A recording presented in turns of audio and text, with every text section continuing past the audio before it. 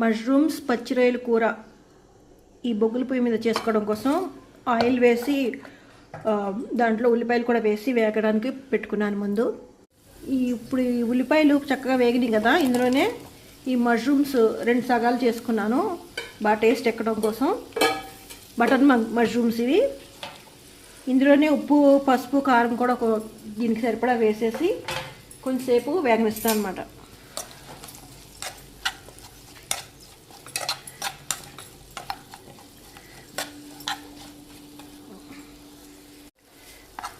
ఇప్పుడు ఈ మ్యారినేట్ చేసుకున్న రొయ్యలు కూడా ఇందులో వేసేసాను. ఈ మష్రూమ్స్ వేగిన తర్వాత ఇవి కొంచెం వేగిన తర్వాత అప్పుడు వాటర్ పోస్తాను.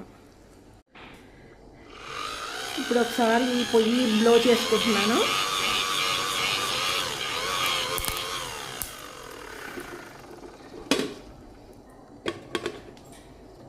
ఇవి చక్కగా వేగిపోయాయి మష్రూమ్స్, రొయ్యలు కూడా. ఇప్పుడు ఈ మష్రూమ్స్ ఉడకడం కోసం కొంచెం వాటర్ పోసి మూత పెట్టి ఉంచేస్తాను అన్నమాట. ఈ కూర దగ్గర అయ్యే వరకు ఇట్లా మూత పెట్టి ఉంచేస్తాను. ఇవ్వండి, ఈ మష్రూమ్స్ రొయ్యల కూర రెడీ అయిపోయింది.